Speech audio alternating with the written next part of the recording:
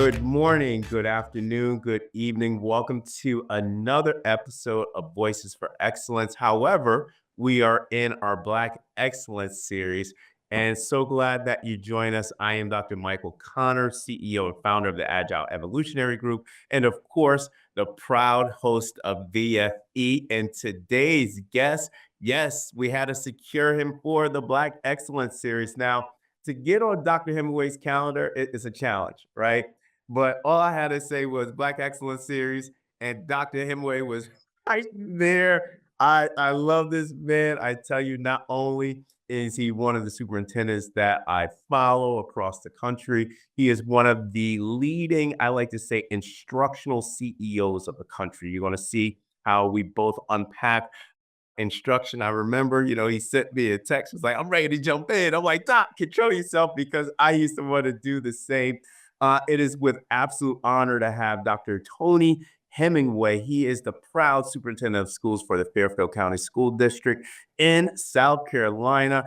Doc is, I tell you, you're going to see how bright he is. I just love having these intellectual conversations around systems and instruction. And I told him, I'm like, yo, we got to get this on film because our my viewers need to be able to hear your story as an instructional leader and how you are intentionally innovating down in South Carolina. So without any hesitation, it is my honor to have, and also fraternal honor, as we are both members of Alpha Phi Alpha Fraternity Incorporated. I got to get that in on Black Excellence, this Black Excellence series, especially this month. So without further ado, Dr. Tony Hemingway. Doc, what's going on?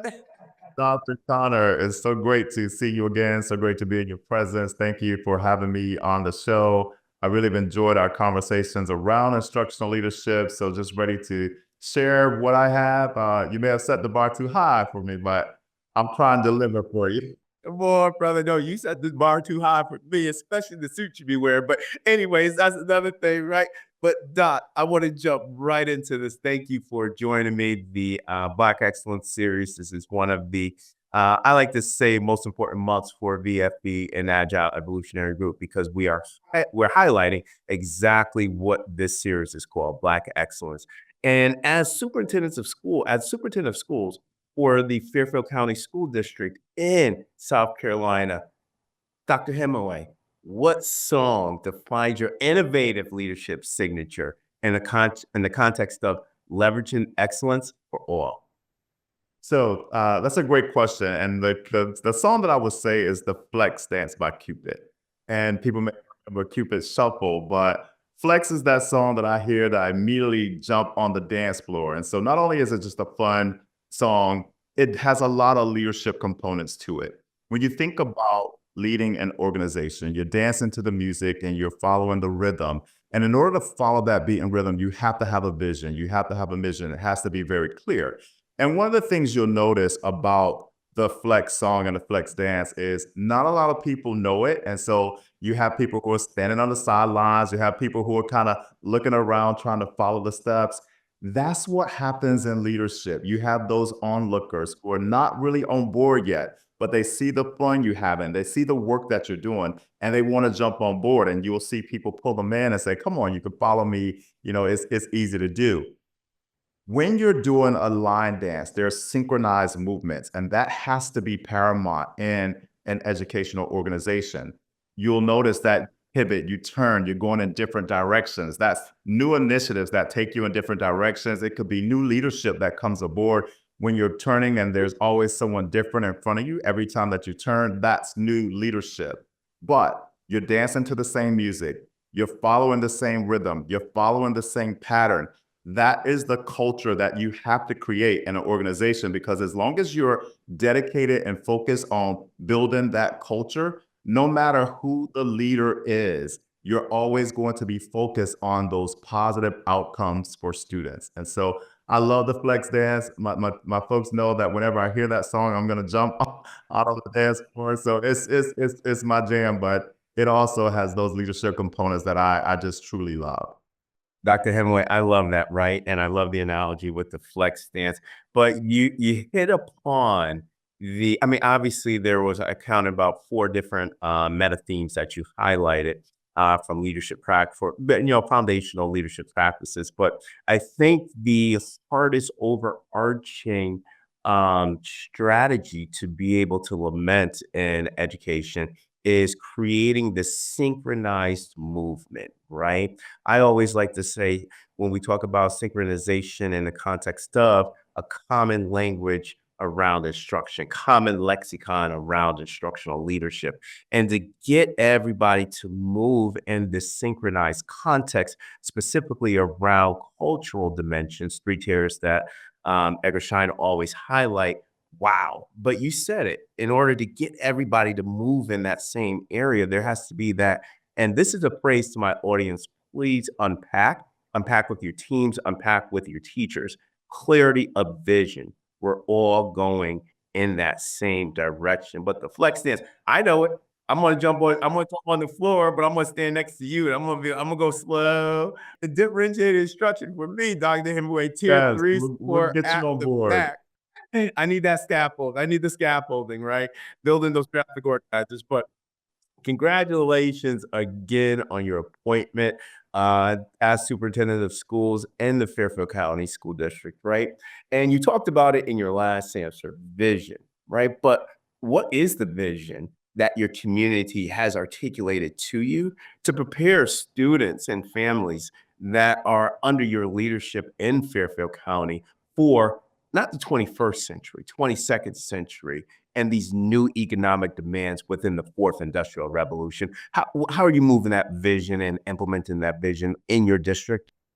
So our motto, Dr. Connor, is building on excellence and excellence through teamwork. And so one of the things that I've been charged with is to build on that excellence.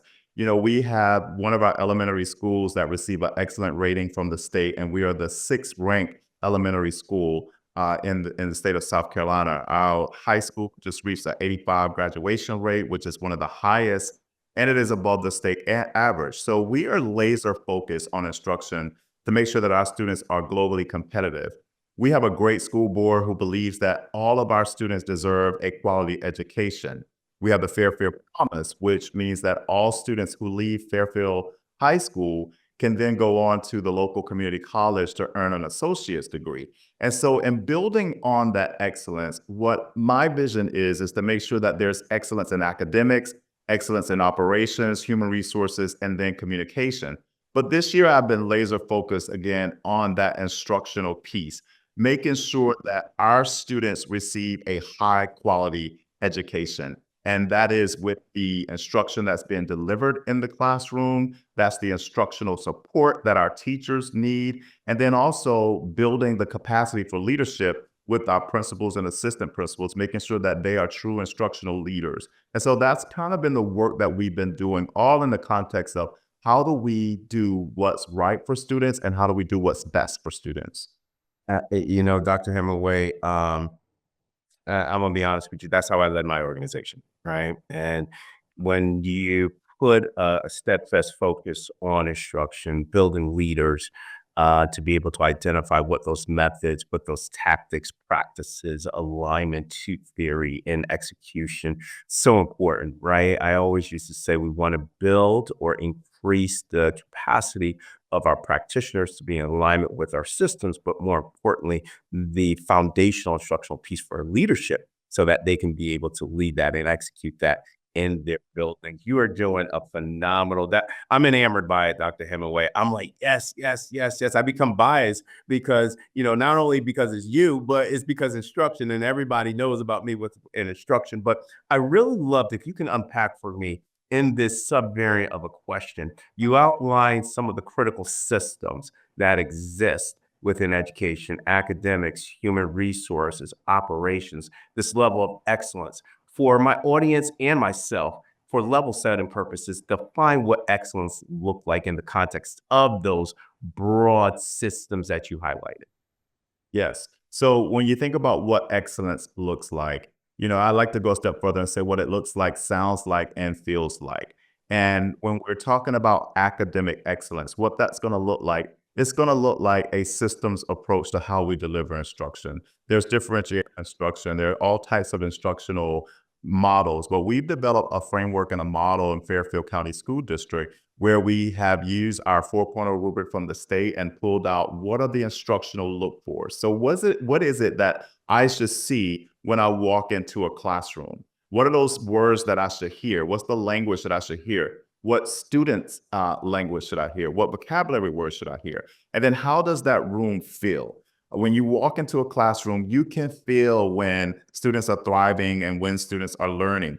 And so we want to cultivate an environment where our children thrive, where their teachers are connected to them instructionally and they're providing high quality instruction. And again, when you think about the other systems with operations, do we have sound business practices?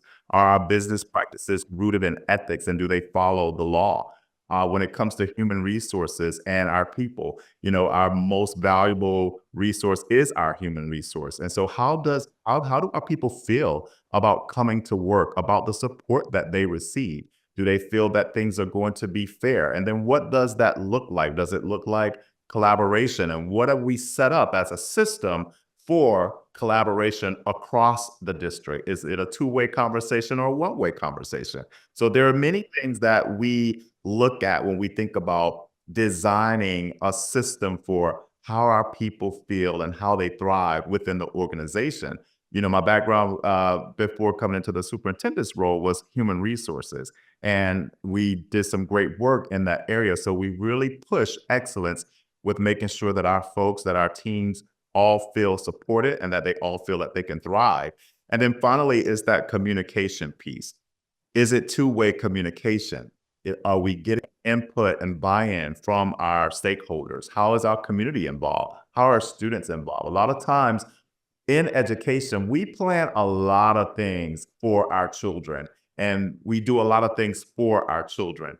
But do we ever consider their voice when we're creating these systems and when we're creating those plans for them? So we want to make sure that our students' voices are heard, that our parents' voices are heard, our community members. And then when we come to the table, I like to look at who's at the table, but that most important piece is who's not at this table that should be at the table. And how do we pull those people in? That to my audience, and I say this every time, Dr. Hemingway, that we use this as a professional learning asynchronous tool for educators to go back and to be able to unpack specific ideas or specific practices that our guests always unpack. You highlighted about 6 different isolated and integrated strategies that can create what I like to say systems alignment and systems level coherence, which is very important. It kind of it segues into our next question, which is around uh, organizational coherence, systems coherence in the context of instruction, but more importantly, building leadership capacity, right? You just gave a really, I like to say, textbook and simplified context of what achieving organizational coherence look like in the context of systems design. But I want you now to further unpack your scaffolded approach around creating system level coherence, specifically instructional leadership from the buildings within Fairfield County.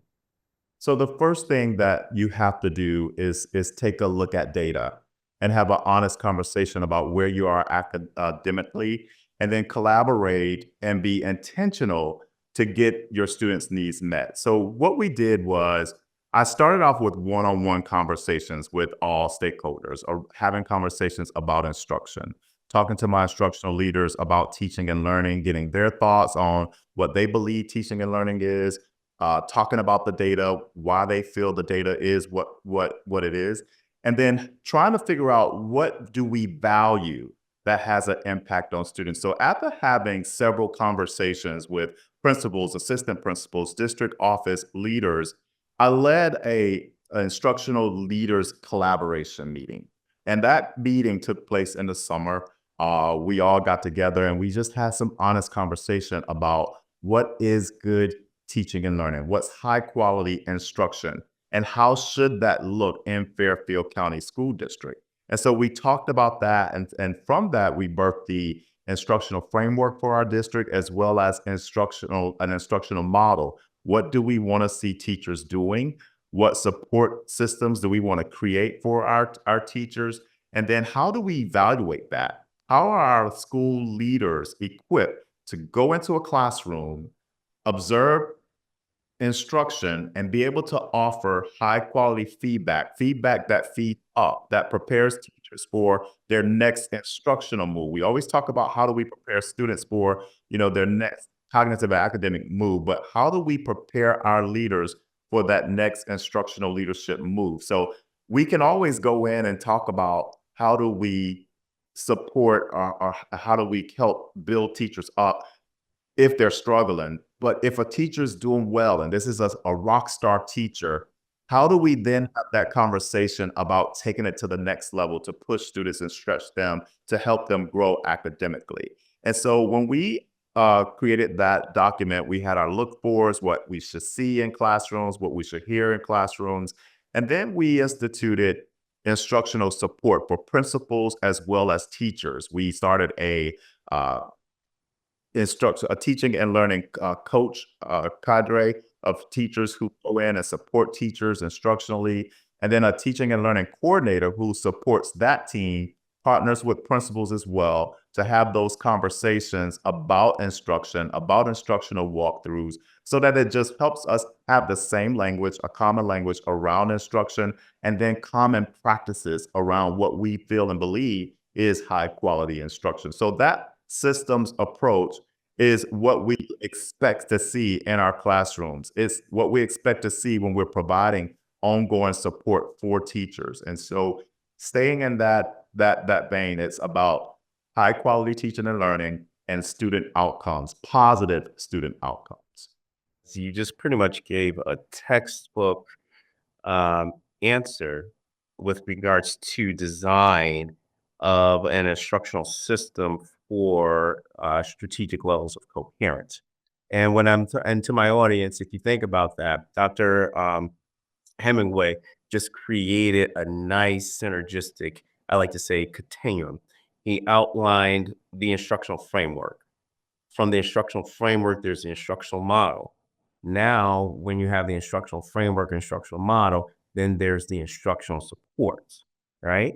So now when you think about that continuum of the framework, model, and supports, it is much easier to accelerate the process to achieve common language of instruction, common lexicon around instructional leadership, around the overarching, I like to say, entity, which is high quality learning experiences for students. Dr. Hemingway, that is fascinating. That truly is, I like to say, a textbook theoretical approach that's being executed from this context of systems implementation with vitality and intentionality. But I want to get to this next question, right? Because you're one of the leading rural educational executive leaders in the country, right? But you have experience in an urban context, which many of my viewers might not know. So if you can provide that context to them as well. But now, as one of the leading voices in rural school education across America, being one of the executive leaders that people lean on and advocates. What I want you to do now, because this is a platform where we can start advocating for our rural school communities and also our rural schools in the context of what this look like from an equity standpoint with urban districts and suburban districts as well. So I want you to unpack the inequities that rural schools face on a daily basis. And for individuals like me and that are out there on VFB, how can we continue to advocate for rural schools across America from a legislative, policy, and resource perspective? Yes. So, it's no secret that our colleges are not producing as many teachers as education programs have done in the past. And when you do have these novice teachers who come out, they're looking for areas where there's socialization, where there's high pay, where there are opportunities to participate in things that a large city or suburban area will offer. And so being in a rural community, there are many things that kind of impact our ability to attract and retain teachers. One of the biggest thing is housing. And one of the things that our district has done is they worked on creating a teaching village, a village for teachers to have homes where They can live with their families as long as they're teaching in our district. And what we would like to turn this into is a collaboration station where our teachers who are new to the profession can learn from those veteran teachers who are living in the village. We have a technology center there where we have opportunities for distance learning.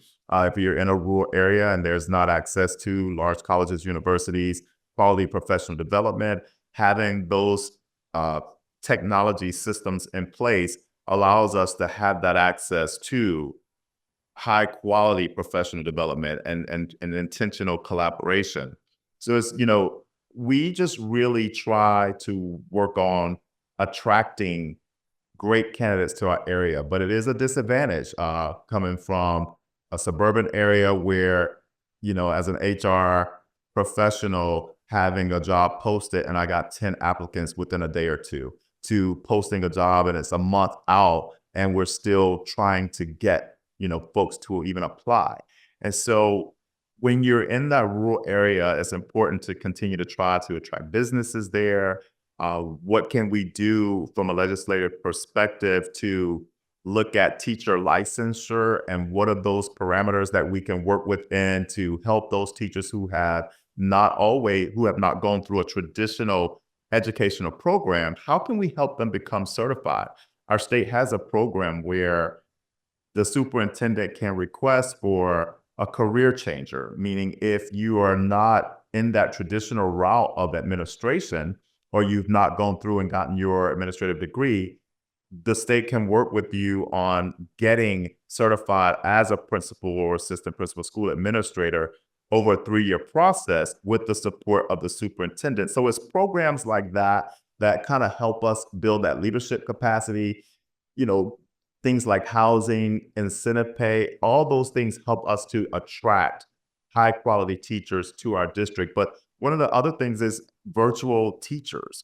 We partner with Proximity Learning, and Proximity provides virtual teachers for us. And, if you can't get that teacher to move to that area, your students still have access to that teacher on a day-to-day basis with the instructional facilitator in the room. So those are just ways that we try to be creative and try to make sure that we're not limiting ourselves with having our students be prepared globally.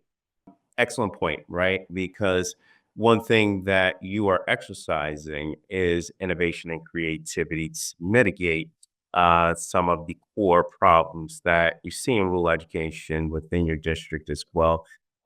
I tell you, Proximity Learning is doing a great job. Shout out to Annette Rodriguez, one of the great ones on that team and in that organization and company. Also, Dr. Michael Robinson as well.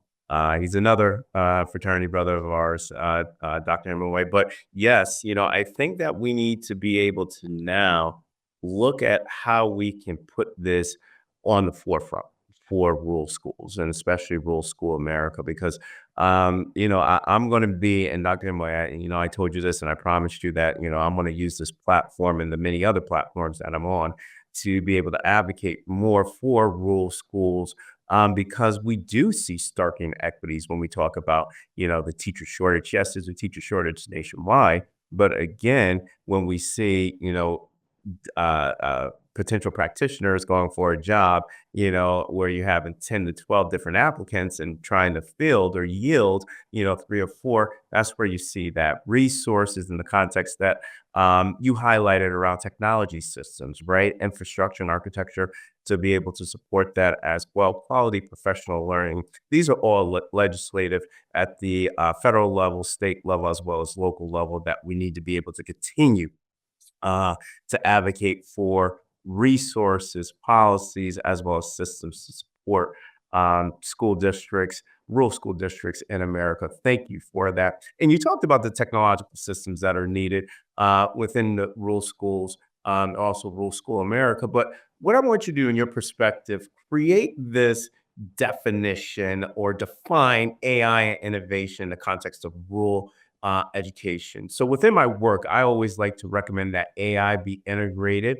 as well as this evolution of it must be contextualized based off of the organizations, I should say, broad needs, right?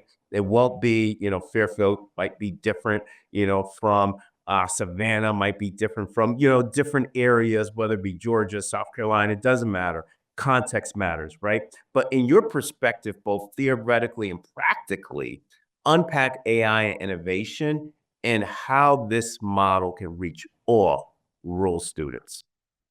So I think the first thing that we face is when you start having conversations about AI, a lot of people are just very uncertain about what AI is. And they think, oh, is AI coming to take my job? How can we operate in this world, operate in this context with AI?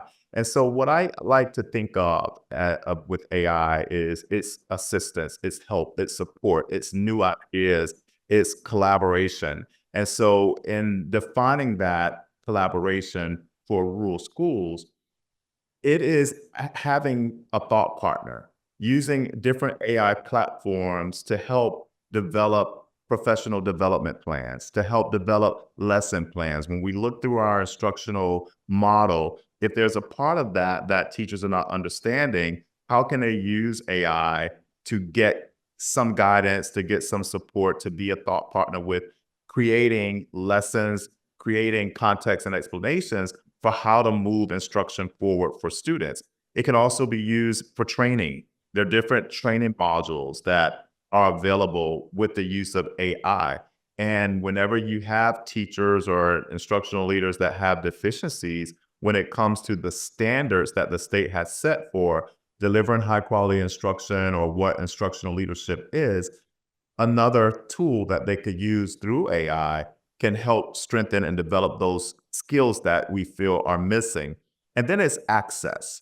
You know, it is providing rural communities access to, and I don't want to say people, but resources that may not be readily available in the area that they're serving. And so when you're using AI tools, that brings the world right to your fingertips, right to your computer screen. And it gives you that advantage to be on the same playing field, with everyone else. And then when I think about what does it mean for students? And we have a larger conversation around personalized learning. How do we give students what they need when they need it? And I think the use of AI tools helps us design lessons and design situations where we can personalize learning more for students and the pathways of which they learn best. Dr. Hemingway, when you talk about personalized learning, right? And I love the context of that personalized learning. I always state that, or I reference this study with Benjamin Bloom, the Two Sigma problem. And in 1985, he referenced, you laugh and you already know what the study I'm bringing out. 1985, he came up with this conclusion that if we get to this level of one-to-one instruction, we will reach this level of two standard deviations, right? Students will grow two standard deviations. At that time, 1985, very hard fundamentally to get to that level of one-to-one. It was done through people. You had to hire multiple people, resource scarcity. It was unachievable at that time. But now in 2024, I always say that there's the two sigma prosperity, where now with AI, we have no problems reaching that level of one-to-one connectivity, or the level of that one-to-one instructional tool that can get to each student's zone of proximal development. So personalized learning is critical with that aspect of how to underscore that. But I love how you stated that, pedagogy, andragogy, adult learning, you can actually get down to this differentiated context with adult learning in the context of building practitioners from where they're at. Adult Learning Science 101. That's a great answer, Doc. Last question. Last question. I'm telling you, you made it through VFB. You're on here. You're on the Black Excellence series. You talked about instructional leadership and instruction and the parents. I love it. But Doc, I'm gonna hold you to 3 words. 3 words. I know that's tough, Dr. Hemingway. I know as an alpha man, that's very tough. But what 3 words do you want today's audience to leave our podcast with regarding innovation and new pedagogies in the AC stage of education? So I think the very first one will be collaboration. I think it's very important that we work together, share resources and knowledge. We have to work with our thought partners, making sure that we're building these things together. We're building the work, we're building success for students together. I always tell my team, not one person in this room is smarter than all of us together. And as long as we keep that, at the forefront, I think collaboration is one word that I would use. The second one would be growth. One of the things that they hear from me all the time is how do we continue on a path of improvement? How are we always looking to redefine excellence? If we say excellence is our brand, then once we reach that, then we're not growing. And so, in order to continue to grow, we have to expect more to achieve more. And so, how do we become better? How do we reach more as we redefine excellence and we continue on that path of growth? And then the final word I will have to use would be equity. How are we being equitable? Making sure that if our students are in a rural area, how do we get them the same things that are available that other students have access to? And I think that if we're creative, if we're innovative in our approach and our delivery methods, we can provide them with all the tools that they need to be globally competitive. I have to always emphasize that I'm not preparing my students to be successful in Fairfield or South Carolina or the USA. I'm preparing them to be competitive globally.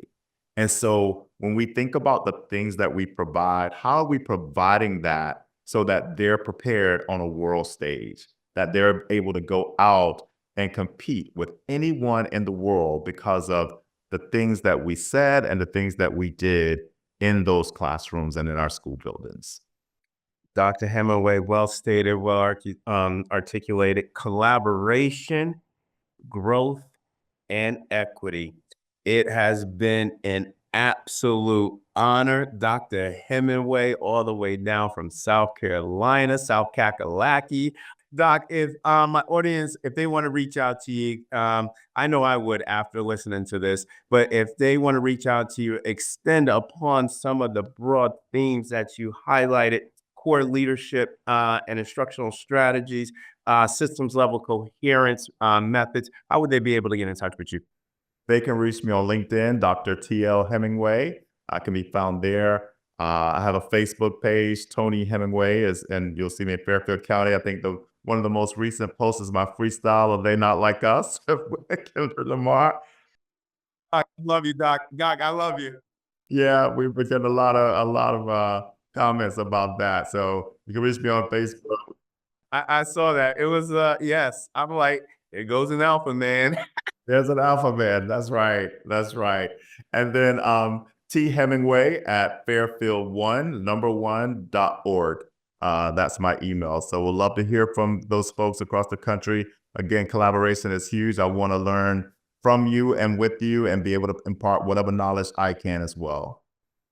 To my audience, please reach out to him. One of the brightest minds, one of the brightest domain and dynamic experts in the field. Please reach out to Dr. Tony Hemingway. Such an honor to have you here. Dr. Hemingway, thank you for coming on. I appreciate you. You're welcome anytime on BFB. Thank you for having me. I appreciate it. And on that note, onward and upward, everybody. Have a great evening.